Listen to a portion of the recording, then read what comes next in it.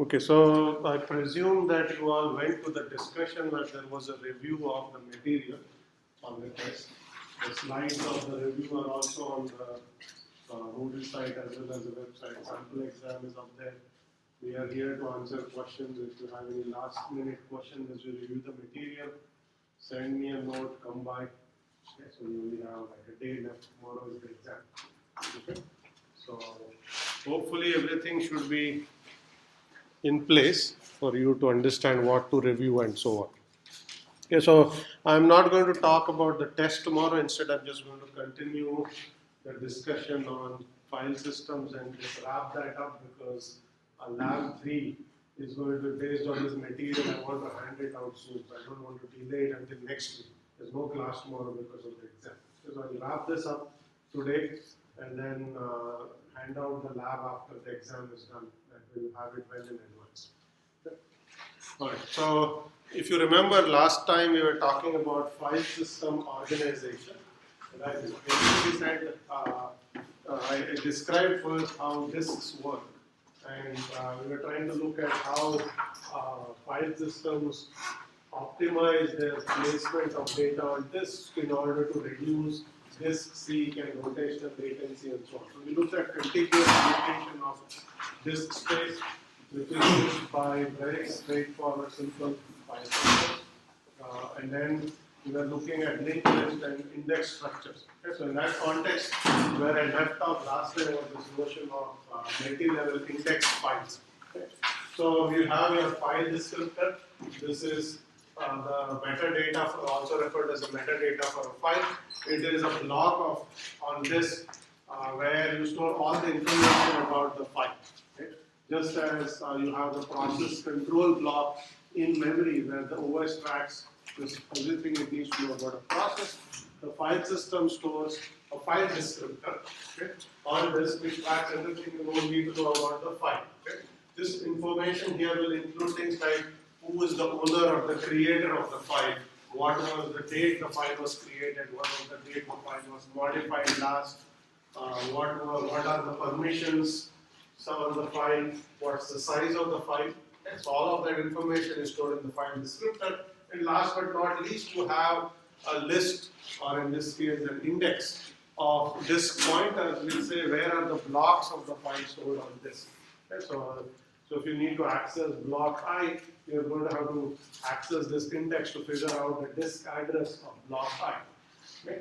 If you have a single level index, which is what I talked about last time, it was a picture, I think somewhere. So a single level index is just a straightforward set of block pointers. Okay? There are n blocks of the file, there are n entries here, it's like an array. Each entry stores a disk address. Okay? So to access block I, you look at the ith entry of this index and you're done. Okay? Now in a multi-level index structure as you have shown here, you don't have necessarily only direct block pointers, but you will have multiple levels of indirection. Okay? The reason this is done is the file descriptor is pre-allocated when you format your disk. When the disk is initially formatted, before you store any data at all, you have to allocate the file descriptor structure on disk in a special region on disk called superblock. Okay? So even before files are created, you need to figure out how large to make the file descriptor. If you have only space for n entries, your file size cannot grow beyond n because that's the amount of space you allocated for the index. Okay? Now clearly you do not know how large the files are when you format the file system. You don't even know what the user is going to do at that point in time. Okay? So you need a way to not over allocate. You can of course allocate gigantic file descriptors that can support very large files, but a lot of that space is going to be wasted for small files. You will have unused entries in your index. Okay? So a compromise is to have a multi-level index structure where you have only 14 entries pre-allocated, okay, which are actually, it could be 15, but 14 or 15. So that's basically a small block of fixed size. It has 15 entries for pointers, and it has all of the other information like owners and so on. So this you are going to pre-allocate when you format the disk. Okay? So what this means is when you create the file, you will have some number of entries allocated in the index already. The first 12 of those entries are going to be direct block pointers, meaning until the file is to up to 12 blocks in size, you're going to store the addresses in the file descriptor itself. Okay?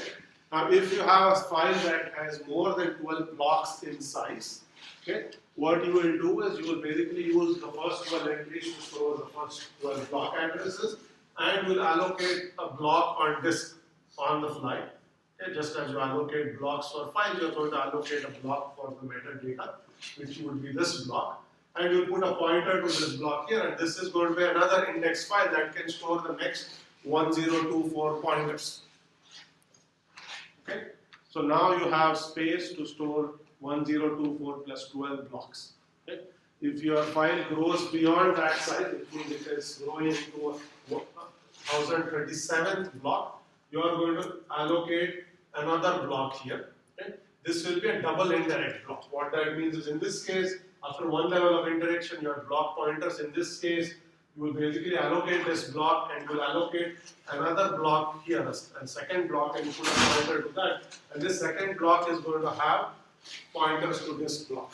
Okay, so it's a two-level index at that point. Okay, so here, or rather a three-level index. So this is a direct index structure. This is one level of indirection. This is two levels of indirection. So now, if you exhaust these 1024 entries here, you will add another entry and store a second block, and so on. So now you can store 1024 square additional blocks in your file. So that's your double indirect block. Okay? And if your file grows to a size beyond 12 plus 1024 plus 1024 square blocks, you will use the 15th entry there, right, which will be your triple indirect block. So you can do this for three levels of indirection. Okay? So the thing to keep in mind is the only space you have pre-allocated is the file descriptor. All these double and triple indirect and single indirect blocks are allocated on the fly using regular disk blocks. Okay? So your index structure can grow if the file is larger. If the file is small, you don't allocate those blocks, so you haven't wasted any space. Okay, so that's the reason you have this multi-level index structure. Some part of it, which is the file descriptor, is pre-allocated. The rest of it is dynamically allocated for files that are larger than 12 blocks. Okay? Any questions on this? So this is the structure that a Unix file system uses, typically to store the disk blocks of files. This entry, the structure here is called an inode or an index node. So if you have heard of the term inode, it's actually referring to that structure on this. Okay, so one question is, with this structure, what kind of limits on file sizes do we have?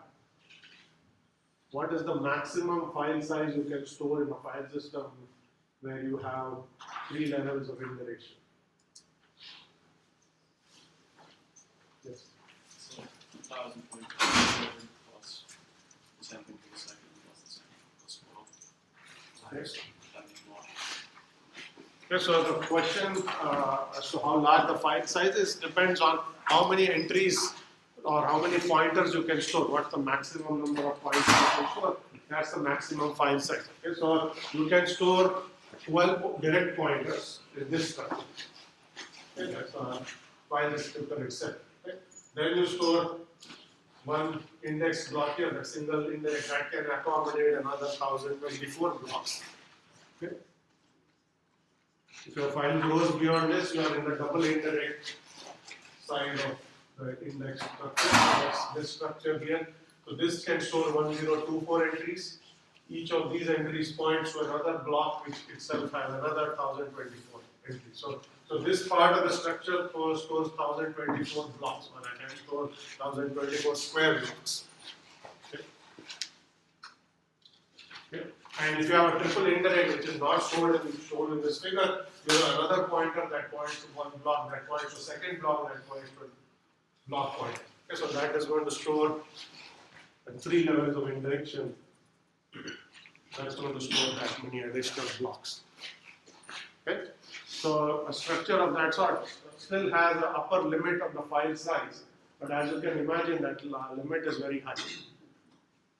Okay, so that's the maximum number of blocks you can store, and if your block size is B, let's say 1 kilobyte or 512 bytes, you multiply by 2, that's the maximum file size your file system can support with that kind of structure. Okay? Any questions on this?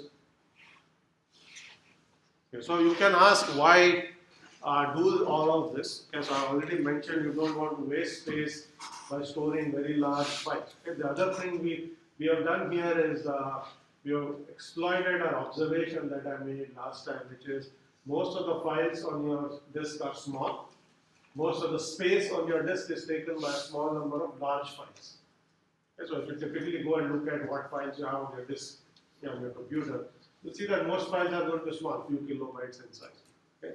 You may have some movies, you may have some images you've taken on the photos you've taken on a camera somewhere. Those are your larger files typically. Okay? And those take up a lot of space. A typical DVD image is going to take several gigabytes in size, for example. Okay, so if you like to watch movies using any of the services that can store those movies on disk, they're going to take quite a bit of disk space on your disk. Okay? So some files are going to be gigantic, they take most of the space. Lots of files are small, they don't take a lot of space in the aggregate, but there are lots of them. And what this structure has done is it's optimizing for the common case.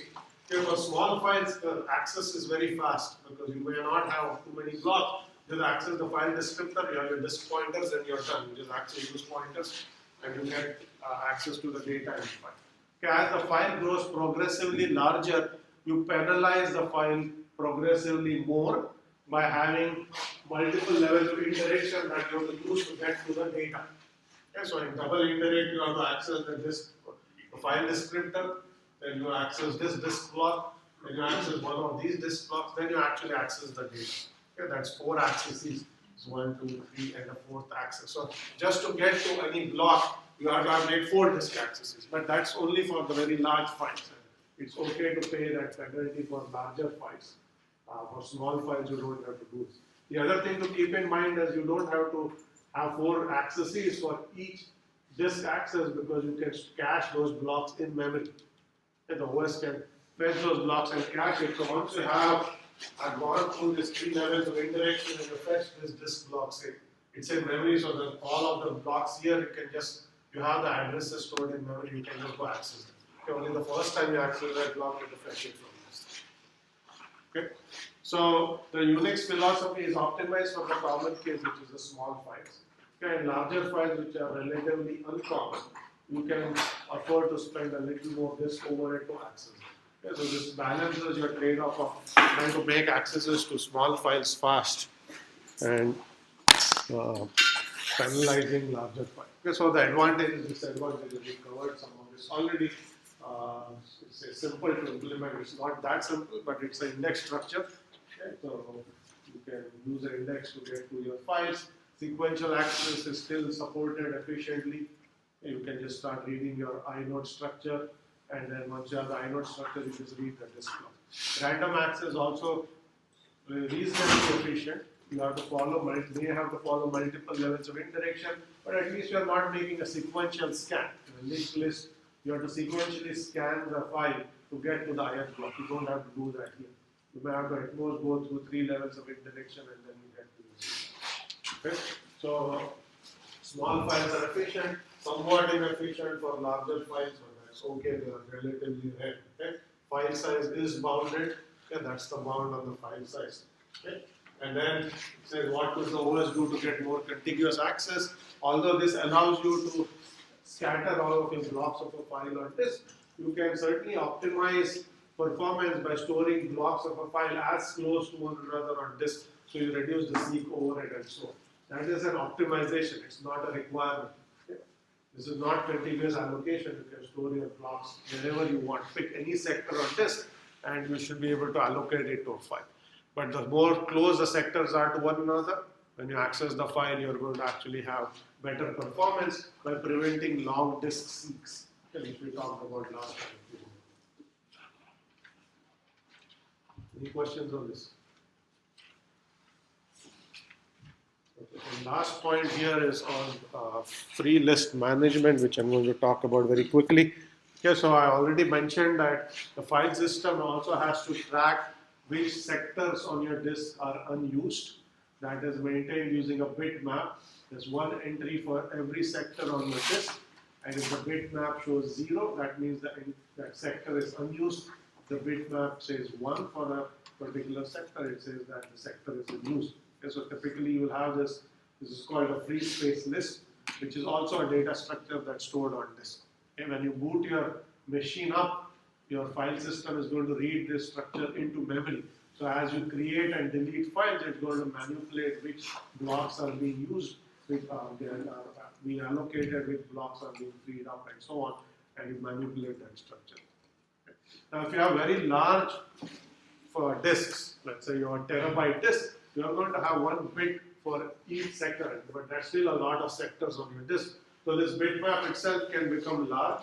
In this case, what you can do is you can split the bitmap into smaller bitmaps, each representing a certain region of disks, and you can fetch each region's bitmap separately. You don't have to fetch it all. You can just focus attention on allocating disk space in, let's say, the first third of the disk and the next third, and so on. So you can do these optimizations to save the amount of memory you have to allocate to the bitmap, which is a data structure that you typically will store on disk, but you have to bring it to memory when you boot up your machine. And when you shut it down, you have to put it back on disk. Okay? The reason sometimes your disk corruption is if you unplug your machine, let's say it's not a laptop, it's a desktop, you unplug your machine, the power goes out. If you have a free space list that has been modified in memory, hasn't yet been stored to disk, you will have an inconsistent state. There may be blocks on disk that you have allocated to files, but the free space list is not yet written down, so it may show inconsistencies where the one on disk says those blocks are actually not used, but you just written some data to it, but haven't updated the previous. Okay, so you may have seen when you boot up Linux, occasionally it says that there may be an inconsistency, it's going to have some file system checks, FSC case. Okay? This is what it is doing, it's trying to reconcile where the data is actually allocated and whatnot and clean things up. So you have inconsistencies in that case.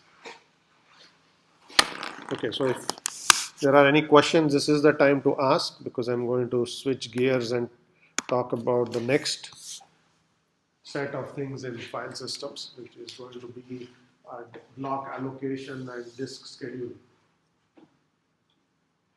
Okay, so this is the picture that I showed last time. And just a recap, because we're going to look at how to efficiently access data from disk using scheduling method. Okay, so if you remember, I said typically a disk is going to have platters that look like a CD-ROM. Data is recorded on this platter in concentric circles, which are called tracks. Tracks are split up into sectors. Each of these small regions is a sector. Okay, sectors is where you are going to actually store your bits. You are going to record your ones and zeros on each of those sectors. Okay, the disk is going to keep spinning, and there's a disk head that you have to position on the right track first. Okay, in order to access any data from track I, you have to move the disk head to track I. That's going to incur what's called a seek latency, time to position the disk head on the right track.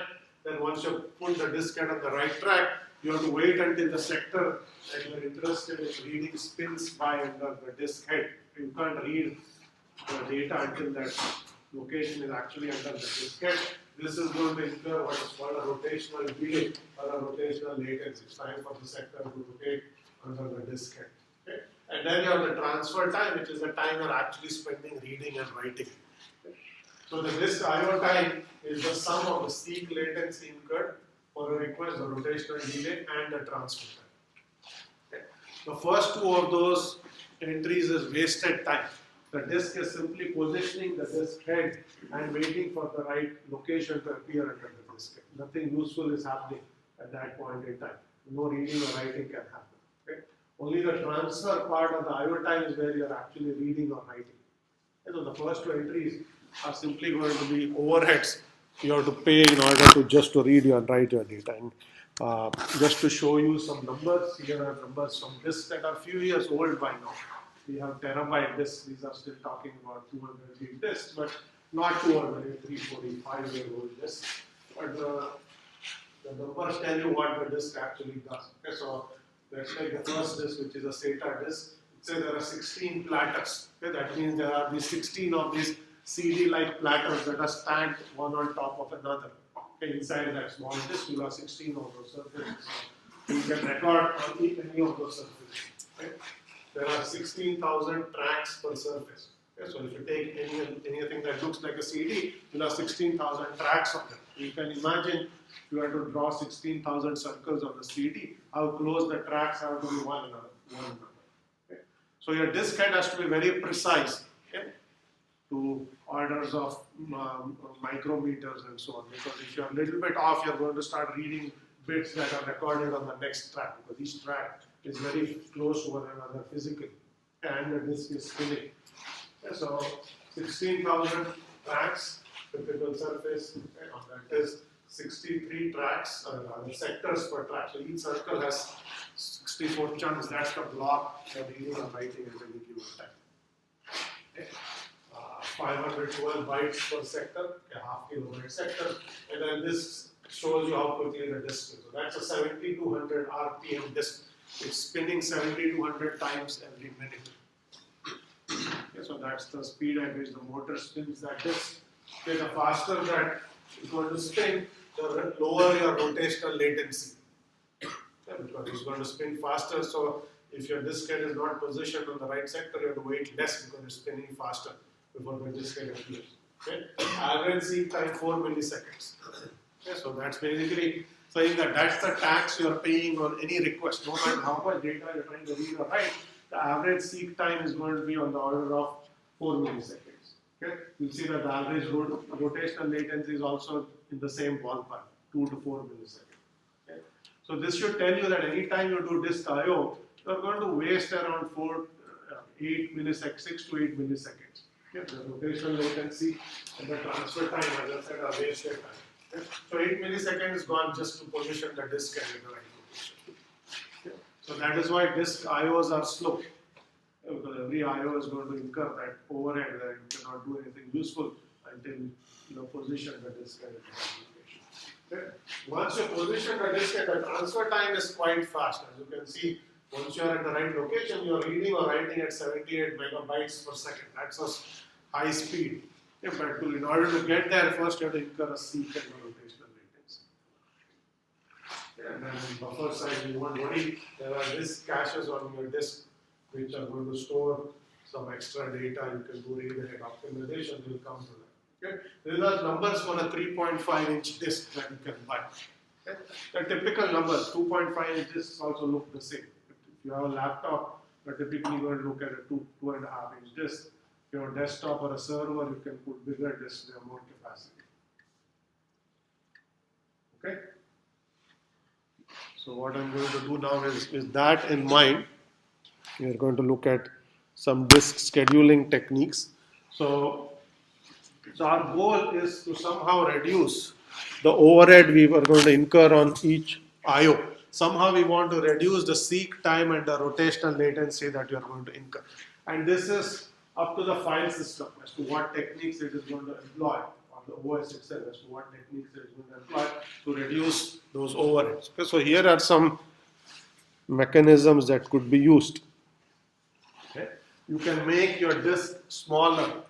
Okay, so as you shrink the disk, okay, your platter is going to be smaller. Think of a 2.5-inch disk as having a smaller CD than a 3.5 inches, which is a larger platter. The smaller your disk, the lower the amount of time the disk head has to seek. The distance it has to traverse is shrinking because the disk is itself shrinking. So the seek time is going to reduce. Okay? That's not an OS optimization. That's an hardware optimization. You need to be a disk vendor to say, I make my disk smaller, and the disk has actually gotten faster or has lower seek times because it is literally a smaller disk, so there's less distance for the disk head to seek. Okay? You could make the disk spin faster. Okay, so again, if you look at the previous slide, you will see that one of those disks is actually a 1500 RPM disk, or 15,000 RPM disk. Okay, that disk is spinning at twice the speed of the previous disk. Okay, so you will see, as a result of doing that, the rotational latency is actually halved. It went from 4 milliseconds down to 2 milliseconds because you are literally spinning twice as fast. So it takes half the time for the disk to spin or make a complete rotation. Okay, so you can make the disk spin faster, and that's going to reduce your rotational latency. Okay. Now again, that's not a system of OS optimization, that's a hardware optimization. Okay. One downside of making the disk spin faster is that it's going to consume more energy. Because your motor is spinning faster, it's going to consume more energy. If you are on mobile devices that are battery powered, it will run down the battery faster. Okay, so you can make the disk faster, but then your battery life is going to come down if you are on a mobile device. If you are plugged in, that's not as much of a problem, although your machine will consume more energy. Okay, because that's a mechanical disk. Okay. So those are two hardware level optimization. The next optimization, which is what we are going to look at today, is to schedule disk operations to minimize head movement. Okay, this says that we can be clever if you have multiple requests that are outstanding at the disk can be clever in terms of the order in which it services it and reduce the disk seek and or the rotational latency over. Okay, we will see how to do that. That is an OS optimization. That has nothing to do with the hardware. It says I have multiple requests, I will reorder them so I incur fewer seeks. And we'll see how to do that. The next one is also on file system optimization. It says layout data that's layout related data close to one another. Okay? So you can take sectors of the same file and rather than scattering them across, just put them close to one another. So if you are going to read block I and then block I plus 1, the seek from block I to block I plus 1 is going to be smaller if those two sectors are close to one another. If they are adjacent to one another, there is no seek at all. Okay, you are going to read one block and then the next block is right there. You can continue reading. Okay, that's the best case. But if it's anywhere close to the previous block, you are going to incur a lower seek. Okay? If you put the next block far away, you are going to basically have to make a long seek to access it. Okay, so when you allocate blocks for the file, you meaning the file system allocates blocks for the file, it can actually think about where to actually place that data for a file. Because the blocks of a file are likely to be accessed together. Okay, you basically read an entire file into your editor, you're going to read all the blocks of the file. Okay, so if you have to incur fewer seeks doing that, you're going to get better performance. Okay? So this is of this layout problem, which we are not going to talk about today, but it's an important one for file systems. Okay, so, and then, as I said, you take these commonly stored files together. Okay, you can then pick your sector size carefully. Okay, so since you're incurring a long seek and a long rotational latency, okay, you spend 8 milliseconds doing all of this. Then you go read a 512 byte sector. Okay, and then you incur another seek. Okay, and another rotational latency. Read another 512 byte sector. Okay, seems like a lot of work to read a relatively small amount of data. So another optimization you can do is increase the block size of your file system. You can say block size is 4K, that's 8 sectors. So you take 8 consecutive sectors and make that the file system block size. So what that means is you incur one seek, one rotational latency, but then you can read one entire block which is 8 sectors. Okay, so that's useful work. So the amount of useful work per seek and rotational latency goes up if you increase your block size. Okay? Block size is typically chosen at file system format time. If you format a disk, one of the parameters your file system format program will take is the block size. It will have a default, but you can change the default. A typical default is maybe 1 to 2 kilobytes. 512 byte sectors are not chosen because it's too small for most practical purposes. You go with a 1K or a 2K block size. But you can make it 4K, 8K, even larger in special scenarios. Okay, so you could pick your block size carefully.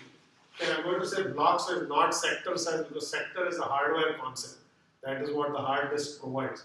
A block is a software concept. That is how a file system maps data on sectors. Because the sector size is chosen for you by the reader. You can't change that. But the block size you can change at format size. Okay, so that should say we should pick a block size carefully, not sector size. Okay, we have been using the terms interchangeably because we have assumed for simplicity one block maps to one sector. But that need not be the case. You can pick bigger blocks that map onto some multiple number of sectors. Okay, so those are all optimizations you can perform. Okay? The last point here is if you actually have SSDs, solid state disks, none of these problems will matter for your system. because that's not a system where you're spinning disks. Okay, that's a solid state disk which just access memory or rather storage on that disk by simply saying go to block I and read it. It just goes to block I and reads it just as you go to memory. Okay? So since there are no moving parts, none of these optimization need to be performed. Okay? So all of this is only relevant for traditional hard disks that have sort of magnetic disk spinning platters. Okay, is that clear? Right. So now we are going to talk about, as I said, we are going to look at the third option there, which is how to schedule operations. Okay, which is disk head scheduling. So typically this optimization of this scheduling is performed in the device driver. Okay. So the file system, as if you remember, I said the file system has multiple layers. Okay. So there is the device independent code is going to perform all the allocation of the file descriptor blocks and so on. And the device driver for the disk is where these algorithms are implemented. Okay. They are sometimes also implemented in the firmware on the disk itself, okay, but often you implement them in the device driver aspect. Okay, so that's where you put them. So the idea is you have, let's say, some number of concurrent requests to a disk. In what order to service them? Okay, so the first question is you have to ask where are the requests coming from. Okay? So the picture that you should have in your mind is your application running. Okay? Users are saving files, they are reading files, they are doing anything they usually do that requires them to read or write files. So those reads or write requests are going to eventually trickle down to the disk, and there are going to be reads or writes to individual blocks or sectors. Okay? Since you have multiple applications running on your system, you can have concurrent requests. Application A may be reading a file and application B may be writing to some other file. Okay? So you will typically have a scenario that there are multiple outstanding requests to a disk because there are multiple applications doing I/O to a disk. Okay? And in the scenario where you have demand paging, you may also have page faults and things like that to swap space that also are disk requests. Okay? Here we are ignoring I/O to swap space, we are only talking about file system I/O. So if you have multiple outstanding requests, that is going to raise the question, in what order do you service them, and does it even matter? Okay? And the whole purpose of the lecture is to understand that it actually matters quite a bit. If you do it a very straightforward way like FCFS, you may actually incur a lot more disk or seek and rotational latency overhead than some of the other methods. That is really what the objective is for this scheduling, to reduce that disk seek. So we are going to look at 4 different techniques. We are going to start with FCFS. Okay, so and we are going to just work through examples just to understand why it matters and how much it matters. Okay, so here is a disk. Okay, so now this is not going to look like a circle, but the way to think about it is this is your actual disk. And as I said, we have concentric circles, okay, which are tracks. So this is track 0, track 1, track 2, track 3, track 4. So what I have shown you is like a cross section of the disk, which is what is shown there. Okay. Although that's not a circle, we just ignore the full platter and just look at the cross section. Okay. So here is your track 0. Okay. Think of this as a circle, that's track 1, this is a circle, and so on. But they are only showing a cross section of it. Okay. And basically we are going to ask the question, let's assume that disk receives requests for a sector on track 65, a sector on track 40, 18 and 78. In what order should it service them? At this point we are not looking at the actual sector on the track, we are simply trying to optimize the seek time, not the rotational latency. So we are only looking at the track ID. Okay? If you wanted to also optimize the rotational latency, your disk request would say track 65, sector 7, and it would say track 40, sector 10. So at this point, we're ignoring the sector, we're only looking at tracks. Okay, is the problem clear? So now we are going to say, let's say we use FCFS, first come, first serve, that says you service your requests in the order in which they arrive. Okay, so there's nothing smart you're doing here, there's no real scheduling. You simply just have a queue of requests, you service them in the order in which they come. And the question is, how much seek are you going to incur? So the assumption is your disk head here is currently positioned at track 30. Okay, and you have to service those requests, and you simply have to compute what is the amount of seeks you are actually performing in terms of the number of tracks you traverse. Okay, so first request is track 65. Okay, you have a track, meaning the disk head is on track 30. Okay, so it is going to have to move to track 65. Okay, so that's 35 seeks. You're seeking 35 tracks. Okay, so that's the first request incurs a seek that's going to traverse 35 tracks. Okay. Next request is track 40. Okay, so you are at track 65 now. You are going to move the disk head back to track 40. Okay. That's going to incur 25 seeks. Okay. So you are now back at track 40. You are going to the next service 18. Okay, so that's going to basically move the disk head from 40 to track 18. That's 22 seeks. Okay, so you need 22 tracks. And then you are going to go back to 78. So you are going to go all the way back to a long seek to the other end of the disk. That is going to incur a long seek of 60 tracks. Okay, so this total distance is going to be 35 plus 20 plus 22 plus 60. That's 142 seeks. Okay, so that's the amount of disk seek you have to perform in order to service these 4 requests. Okay, using first come first serve. Is that clear? So now if that is clear, then you should say what could you have done better? Could you have done better? Any thoughts on what could we do? Yes? Maybe sorting the requests in some order and then doing them in that order. Okay, sort the requests and serve them in that order. That's the same thing. Since they're going to Okay, anything else? There are 3 hands right now. You will have any better? Yes? choose things that are closest to where your head is. Okay, so there are 2 different ideas. One says sort them and then just go one long seek and you just service them as you go from one end to another. You know something else? Yeah, maybe on the last seek of 60, you could have done a seek of 40 by going around the other way. Okay, so you are saying scan back and forth. Hold that thought for a moment. I'm going to finish what I'm saying. So the 2 ideas are you just sort them and you just go from one end of the disk to another, and as and when you encounter requests in sorted order, you stop, you service, you move on. Okay? The other idea was when you have a disk head and location, you have multiple outstanding requests. Look at where is the closest request that's going to take you the shortest seek and service that first. Okay, yes. Is there any significant latency incurred when changing the direction you're rotating? The question is there any latency incurred in changing the direction?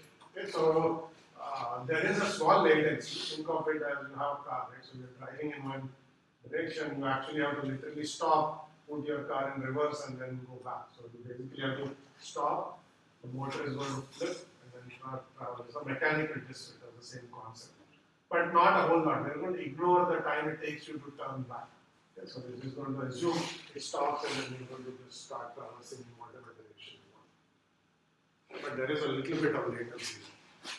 Okay. So all of these ideas are actually the algorithms we are going to study. Okay, so one says sort it, the other says go to the closest one and so on.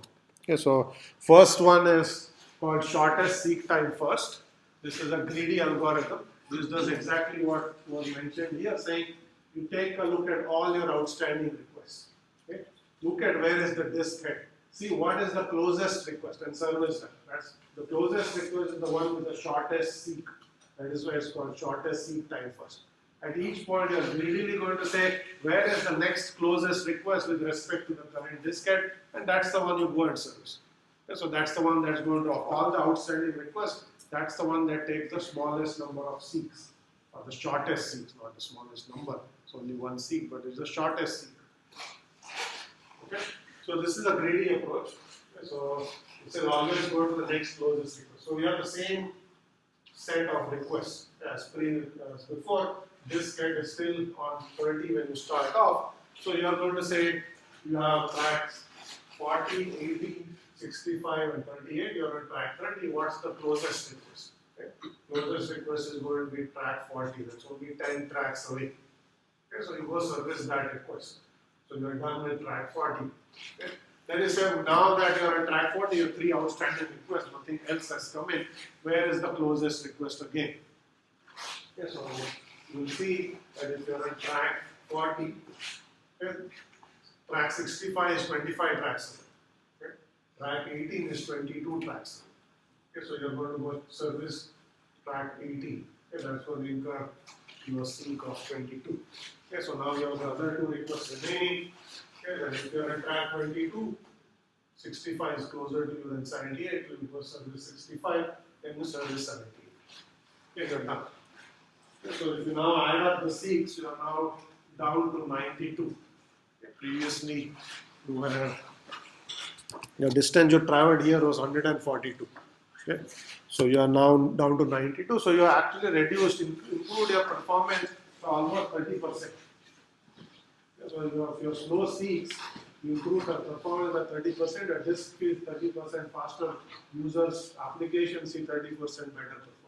So they should tell you that simply by reordering requests, outstanding requests, we made it look better, the performance better for your application. Because this looks faster than just doing FCFS. Okay? So greedy approach. Now if you remember techniques like shortest job first, we said in any greedy approach you have the potential for starvation. In shortest job first, we said long jobs may starve if there is a steady stream of short jobs. Okay. In shortest seek time first, requests that are far away from the current disk head may starve if there are always requests close by.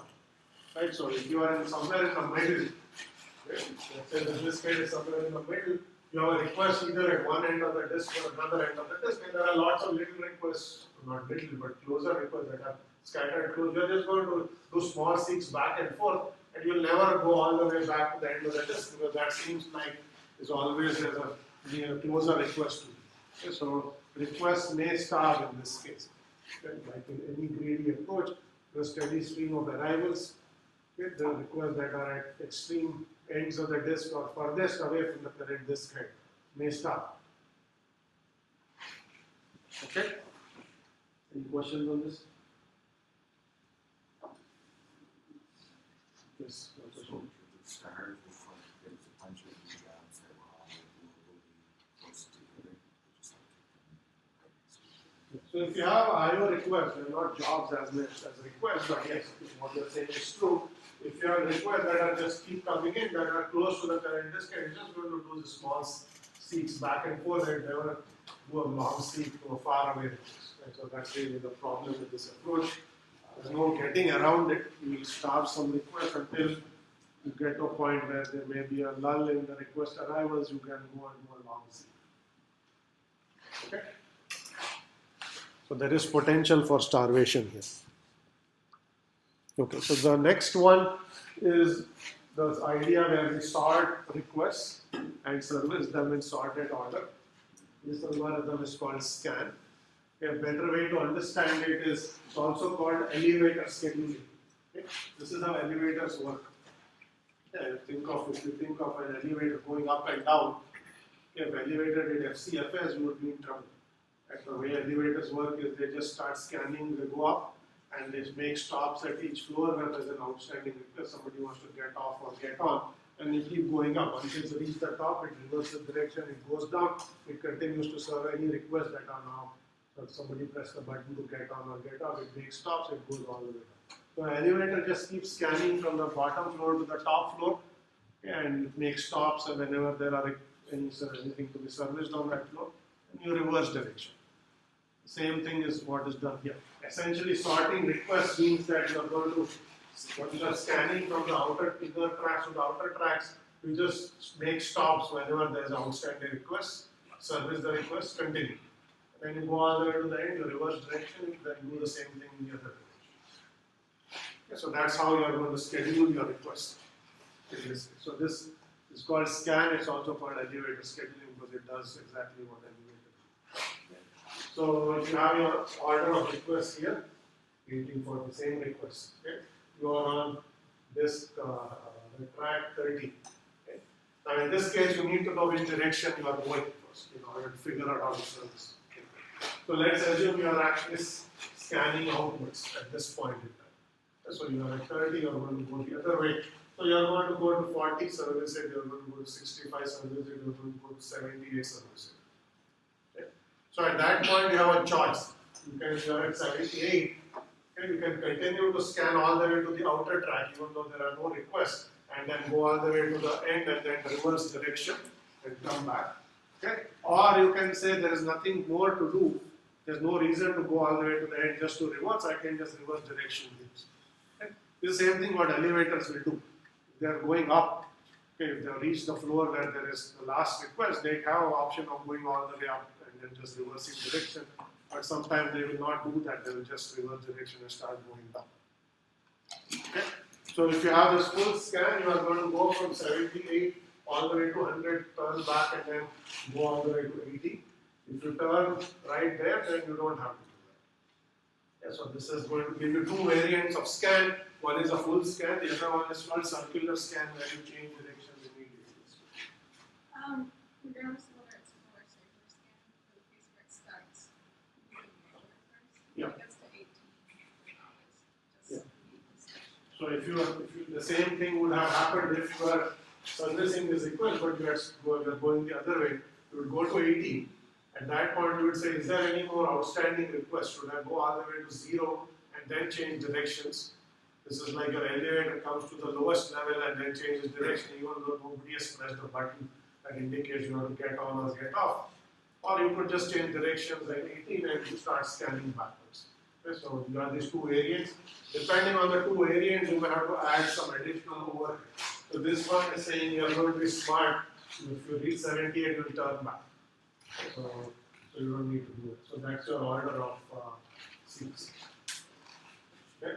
Now in this example that is shown here, the disk head is currently going to the lower direction. What I was describing in the lecture was the other way. So this number actually implies that you are moving toward the lower number disk. You went from 30 to 18, that's 12, and then you change direction and you kept going. So basically you got 72 as the overhead. That's the question. 122. Sorry. You are on 30. Yeah. Okay. Yes, question. When like considering in one of these searching algorithms, it's also important to think about like average wait time. Like what we're doing with the processes, like the time you wait between when you schedule the seek and when it actually happens. Okay. So you are asking a different question, which is how much time would you have to wait for the disk to even receive the request? Or like, yeah, the So time it takes between requesting and when you yeah, so I'm going to draw a picture. So I understand your question, or maybe I let me answer it, and if I didn't answer it, ask it again. Yeah, so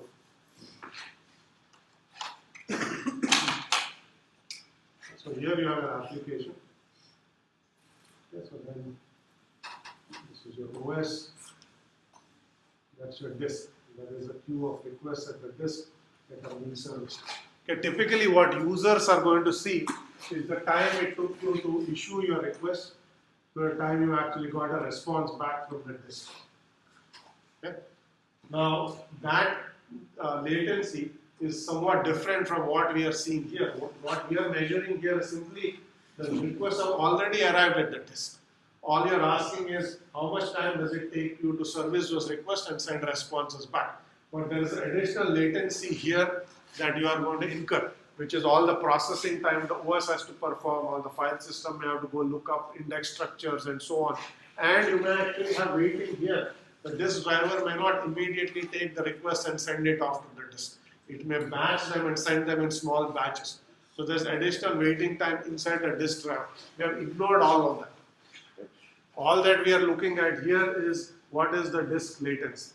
And the reason we ignored all of that is if you compare all of these overheads to the disk seek, everything is noise. The disk seek is going to take 4 milliseconds. All of those additional things may take microseconds, hundreds of microseconds. Right? So we simply ignored it, but they are there. There will be overheads there that we have not considered here. So all of these additional processing and wait times are software over it. Right? At this point, we're simply ignoring. We're simply asking the question that this device driver has issued these requests to the disk. How should you order them in order to reduce the seek overhead? And you see that now, if you did scan, you reduced it further down. You're now down to 72. You actually halved it from FCFS. Okay, for a slow device, if you're doing things that are twice as fast as some other algorithm, that's a big performance improvement. Okay, so what they should tell you is these simple strategies actually make a big difference in the perceived performance. Okay. Any questions on this? Yes, there's a question. You may have mentioned this earlier, but how does it get handed these requests? Does it get handed them in chunks, or is it a streaming process where it gets them? The question is, how does the disk get handled this process? That requires you to have some understanding of how the device driver might work. Okay, so there is a device driver, which we have not really looked at so far. Okay, here are applications. Let's assume there are multiple applications that are issuing requests. Okay, you may have, let's say, an editor. You may have a compiler. The compiler is compiling, is reading files and writing files. The editor is also reading files. So there will be multiple requests that are coming to the device driver. Okay. Now it is up to the device driver to decide how to issue those requests. So there is a queue within the device driver of all requests that have come in so far that are not yet finished. Okay. This is a queue of all outstanding requests. Okay. The simplest device driver is not going to keep anything in the queue. As soon as a request comes in, it just hands it off to the disk, which is hardware. Now it is now all handled by the hardware. Okay? If your disk hardware, or what is called firmware on the disk, or the disk controller actually implements this strategy, then all of this is happening inside the disk. Okay? So the disk controller will get these multiple requests. The disk driver simply, as requests come in, is just sending them. Okay? And there's nothing important happening in the disk driver. All of this smarts is actually on the disk itself, or the disk controller itself. Okay. The other strategy is you may have very cheap disks that don't have any sophisticated controllers. They're only capable of doing FCFS scheduling. So that's how you make the disk cheap. You don't put anything complex in the electronics. You say if you want to do reordering, do it in the software, do it in the device driver. Okay. So you can also implement these exact same strategies in the device driver, because the device driver knows what the hardware characteristics of the disks are. So if it sees outstanding requests, it can sort them, it can then service them in scan order and issue them one at a time, so that the disk simply goes and services the next request in that order. Okay, so you can implement this scheduling also in the device driver. In this case, there's only one outstanding request at the disk at any given time. Okay? And you're reordering them, and as one request finishes, you issue the next request. So you can have either of these strategies. It really depends on how sophisticated the disk is and how sophisticated the driver is. So you need to put intelligence in one of those two places. You don't need both. Okay. Any other questions here? Okay, so I'm going to talk a little bit about a variant. So I talked about C-scan already. It says you go all the way to the end. Okay, which you may not need to do as an optimization. But there is another variant of elevator scheduling, which is called loop. Okay, so I don't know why the name, but that's what it is called. So this one is called scan, okay, and C-scan. Okay. There's a variant called loop, and there's called C-loop. What loop does is it basically is a scan scheduling, but it only services requests in one direction. Okay. So think of it as I only service requests, I only make stops on the way out. Okay. Once you reach the outermost track, you then do a reverse scan, but you don't stop even if they're outstanding. You go all the way to the beginning, and then you start scanning outward, and then you make stops on tracks with their requests. Okay. So this is like an elevator that only makes stops going up. It can never make stops going down. Okay. That's a variant called loop. Okay. You can ask, why does this matter? It doesn't make sense. If you're scanning backwards and you're outstanding requests, why not stop at those tracks, service them? Okay. So there isn't a whole lot of difference between the two. The only reason this variant even exists is it is a little more fair than scan in terms of how requests are treated.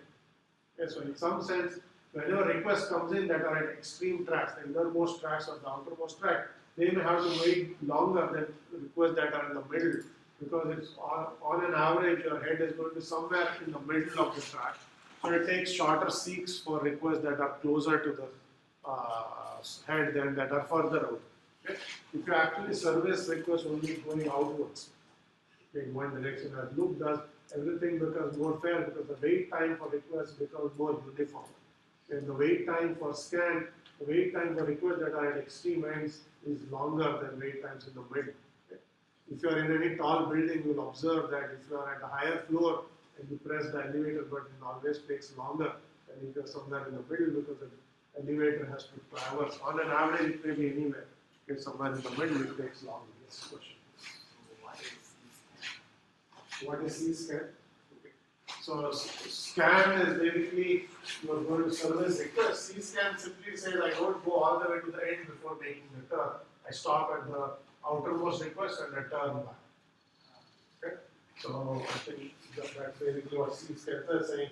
You are going to do scan, but you don't go all the way. So if you are at track 78, you are not going to continue to 100 and then reverse. I just think it's Sorry, the opposite. This one is actually going to go all the way to the end and reverse. So you'll see that it incurs slightly higher overhead. Scan is the smarter version. It basically is just reverses direction if there are no outstanding requests in the direction it's scanned. C-scan goes all the way to the end. I think this slide might be mixed up with Lec that this one seems to be saying that we go all the way to the extreme value, then we go back to the beginning without servicing any requests and then go out again. Very misreading. So this C-scan is scan with the optimization that we don't go to the end of this. C-scan is C-scan is simply saying you don't go to the end of the disk. Loop says you are going to only service in one direction, not in the other. In this case, that because there are no more requests, they are not actually seeing that. If you had a loop, then you would actually go all the way back to 0. So you would see a big scan which is not here. So this is actually C-scan. I haven't shown the loop example. Okay, that's okay. And it's saying there that you go like 0 to 100, 0 to 100. But it would say like going 100 to 0. So I think Yes, I guess it should have said 100 to 0. That's all it is. So scan says you can service in either direction, but you stop when you go to the outermost or the innermost request. C-scan says you go all the way to 0 or 100, regardless of whether a request or not. The loop says you will only do this in one direction, and the other direction you don't service request. And C loop basically says I go all the way to the end. A loop will reverse direction if there are no other requests in that direction. So just as scan reverses directions. So those are the 4 variants you need to keep in mind. By and large, and if you know what scan does, the others are smaller variants. You don't need to worry about that. Because scan is by far the more common of these techniques. Okay, so I want to mention one more scheduling algorithm which is not on the slide, which is actually a variant of shortest seek time first, which is called shortest access time first. Okay? So the 4 techniques we looked at here, okay, they are only optimizing seek overhead. Because we have ignored the rotational latency. As you can imagine, rotational latency is just as large as the seek overhead. Okay, so ideally you want to optimize both. Okay.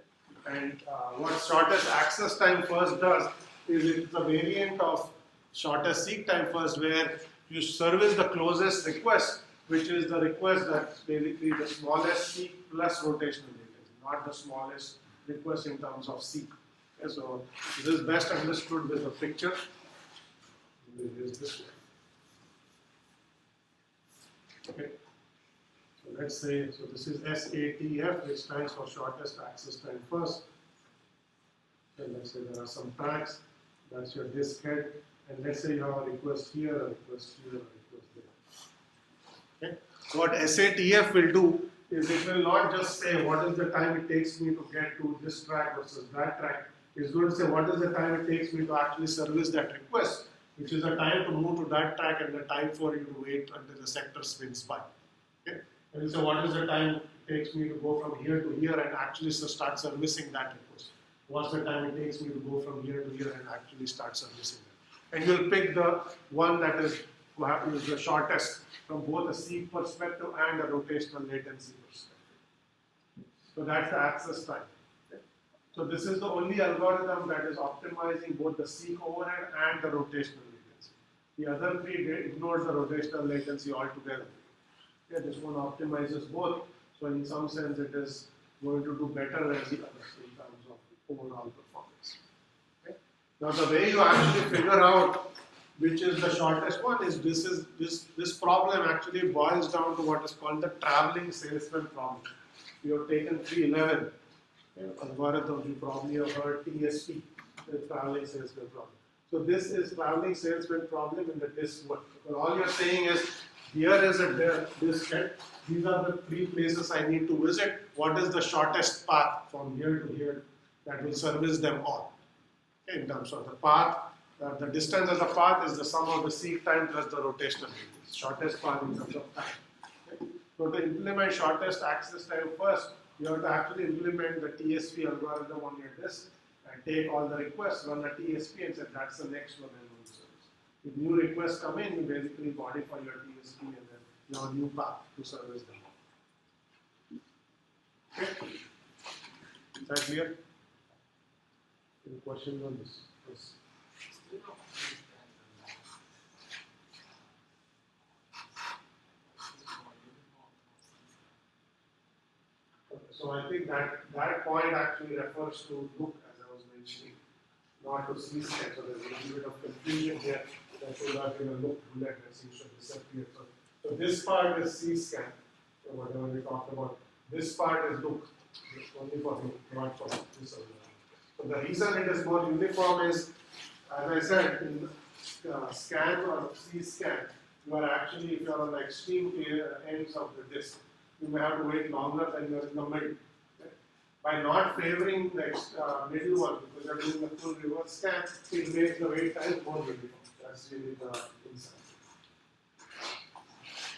Okay. Any other questions here? Okay, so now we'll look at some soft, so that's all we have for this scheduling. I'm going to talk about 2 file system optimizations that can be used to further reduce overheads of disk seek and rotational delays. The first one is called disk interleaving. So what disk interleaving does is it actually makes contiguous allocation of disk space perform better. Because what actually happens is, let's say, I'm going to start with an example just to explain the problem. So let's say that you are allocating a file on this. You put one block in sector I, and then you say I want to reduce my seek time, so I'm going to put the next block right next to it. Okay, so I plus 1, because the next sector was empty, you decided to put the next block of the file on the next sector. Okay. So now what may happen is if you are reading that entire file, you will issue requests for both of those blocks. And your assumption is after you're done reading block I, you can just immediately start reading block I plus 1. Okay, so then you shouldn't have to perform any disk C because the 2 blocks of the file are sitting next to one another on disk. Okay. But as it turns out, doing that is actually counterproductive because there is some small latency that the disk has to incur in servicing the next request. It has to go and look at what is the next request, where is it on disk, and so on. Okay. So as soon as you finish servicing disk I, if you spend even a little bit of time trying to figure out where is the next request, and you say the next request is right adjacent to where the previous block was, some part of that sector is already spun by. The disk is not waiting, it's continuously spinning. So even if a few bits of the sector have actually spun by, you have to wait for an entire new rotation until that sector appears under the head again. Okay? So if you place consecutive blocks of a file as consecutive sectors, okay, that can actually harm performance because there is a finite latency that you have to pay in terms of software overheads or firmware overheads in processing where the next request is. And since the bits of the 2 sectors are literally adjacent, unless this can be done instantaneously, which it cannot, you are going to have part of that sector spin by already. Okay? Then you have to wait for an entire sector, and it's right there, but you should have continued to read, you shouldn't have stopped reading. So now the sector has spun. So now you just wasted another rotation. So by trying to do smart, you outsmarted yourself. So what this says is the better way to do this is to actually leave a gap. Okay, so you store consecutive blocks on not consecutive sectors, but you leave a sectors between. So you are going to say that's I plus 1. Then you leave another sector which will be allocated to a different file, and then you put I plus 2 and so on. So this is called interleave. So if you do this, then you still have some time for that middle sector to spin by to do the processing and say where is the next sector. You say it's coming by. Where is the sector that's going to spin by next? Not the current one, but the next one. So these are all additional optimizations you have to perform in the file system simply to deal with all these mechanical problems. So once you stop, you finish reading a sector, the disk doesn't stop, continues to spin. Yes, this is going to cause the next sector to spin by. If you stop reading, it's already going by, and you're not yet started reading it, you're still trying to figure out what is the next request to service. Okay. So this interleaving is going to solve that problem for you. It places consecutive blocks of a file whenever possible, not on adjacent blocks or adjacent sectors, but you leave a small gap. The gap can be 1 sector, 2 sectors, it doesn't matter what it is, but so long as there is a gap, you can still get good performance. Okay, so that's one optimization. The other optimization says, let's not do any of this. Let's simply go and read the entire track and buffer it. Okay, since you already spent 4 milliseconds seeking and 4 milliseconds of rotational latency, I'm going to read whatever the disk head is actually reading and store whatever I've read in my buffer. Okay? So if you do that, then you don't need this interleaving because you're not going to stop reading. You're just continuing to read. And then if you do some processing and say where is the next block, you already started reading, so you don't waste any overhead. Okay? So this is called read ahead. You're actually reading ahead of whatever you need to read. Okay? You're prefetching it into this. So you can have prefetching at multiple levels. This is disk level prefetching. Okay? Where once you go to a track, you just start reading whatever is there. You have this disk cache. If you don't need it, you throw it out. But if the next request happens to touch one of the sectors, you already read it in. You don't have to do any extra work. Okay, that's disk level read ahead. You can also have file system level read ahead. A typical file system will see if you're accessing blocks sequentially. Even before you issue the write request, it will actually asynchronously send read request to disk. Okay? The file system can check, is this a random access or sequential access? With sequential access, it can start prefetching the next portion of the file for you, even before your application issues those requests. So this way, when you actually access it, the data is already fetched to this. So these are two optimizations that are going to help you improve performance. And you need to perform these optimizations simply because I/O devices are slow. And so every time if you have to wait a large amount of time to get your data, it slows down the performance. Okay, so you can do interleaving, which allows you to store contiguous blocks close to one another, not adjacent but close to one another. You can do read ahead, which is going to do some level of prefetching, either in the disk or in the file system. Okay, so combining all of this, you are going to get better performance for your file system. Okay, so now we have a slide on SSDs. So as we had said earlier on, okay, everything we have looked at so far only applies to magnetic disks. Okay. Solid state disks are completely different from magnetic disks in that there is no moving parts. You can immediately go access whatever block you want. There is no latency, there is no seek or anything like that. Think of it as a gigantic array stored on disk. You simply say read I, you can instantaneously read that because there's no disk head or anything like that. It's like accessing memory. And there's no latency between accessing one page of memory to another. You can go and access any page and it's going to take you the same time to access it. SSDs are the same way. Okay? You take all the blocks on an SSD, you number them 1 through n or 0 through n, and then you just say write me I, and then the electronics just goes and reads whatever is stored at location I, and that's it. So because you have now a device that is designed for inherently random access, most of these optimizations are not needed. Okay? You can store blocks wherever you want. Okay? The time to access any two blocks. So in other words, FCFS is as good as anything for SSDs because there is no need to reorder it. It doesn't take any more time to access one block or the other. It's the same amount of time. So if you have SSDs, all you need is FCFS scheduling. There's no need to do any reordering. Okay? Reads are very fast on an SSD because of this. Your eliminated seats, your eliminated rotation latency. So reads are very fast. Okay? Writes are still fast, but not as fast. They're somewhat slower. But SSDs, the way they are doing this, it's not easy to overwrite a block. Okay? With a magnetic disk, you can simply overwrite a block, record a new set of zeros and ones in the sector, and then whatever was recorded is gone, you have some new data. In SSDs, once you write to a block, you can't simply overwrite. That's not how the electronics work. Okay? You have to basically put the block through what is called an erase cycle, which is literally go and scrub the block. Okay? Erase cycle is very slow. You can't, once you use a block, you have to scrub it before you can write to it again. You can't simply go and overwrite it as you do magnetic disk. That's how the electronics of SSDs work. Okay? Anytime you have a USB thumb drive or a flash based, let's say, one of these chips, SD cards, they all have the same electronics. Okay? Once you write to a location, you can't overwrite, you have to scrub it.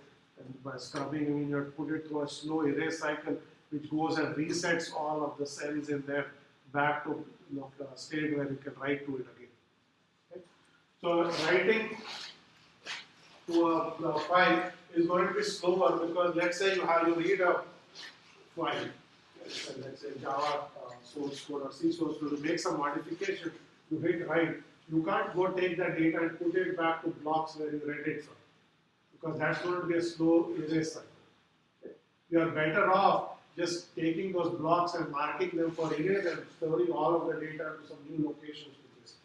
Because if you write to a new cell or a new block, that is fast. If you try to overwrite a cell, that's very slow. So every time you save data on SSDs, you literally have to write all of that data to new locations. Because otherwise, you have to erase everything before you can write it. Okay, so if you are going to continuously modify the file is going to keep hopping in your disk because you cannot keep saving it to the same location.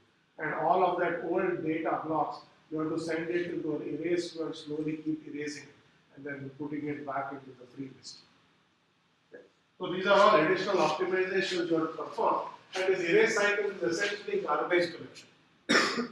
You basically are leaving unused blocks that you cannot use until you put it on it. So SSDs need a garbage collector. Just like Java needs a garbage collector. SSDs also need a garbage collector. So in the background, you need to run a process that's going to say go an erase cycle, reset block I, because it's been overwritten and needs to be used again if you're already used. So you go and do this in the background. So a disk has to basically run this process. Okay? So reads are fast, writes not so much. Basically you have to rewrite everything to new locations and you have to run garbage collection. Okay? So what this also says is file system design for SSDs is going to be completely different. You have to do some new optimizations in order to make things work. Okay? The other thing that I didn't mention, which is also important, is most of these blocks on an SSD have a certain lifetime. Okay, so that means you can record or overwrite it some number of times. After a while, the block becomes useless. Okay?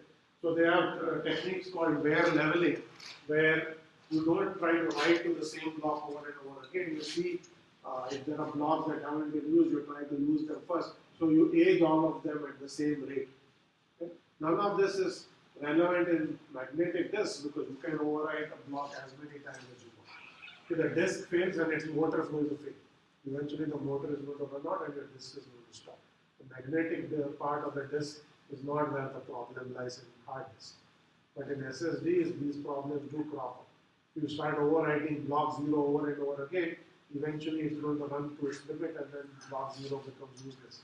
You can't do any erasing. So lots of different techniques to be used. We will not cover any of these techniques here. I just wanted to mention them just so that you get a flavor for what's going on. With an SSD, do you ever encounter a situation where you lose power and you get those like same inconsistencies? Okay, that's a good question. Question is, in an SSD, can you still have inconsistencies when you lose power? Okay? So this is your disk, this is memory, so that's your machine. Okay?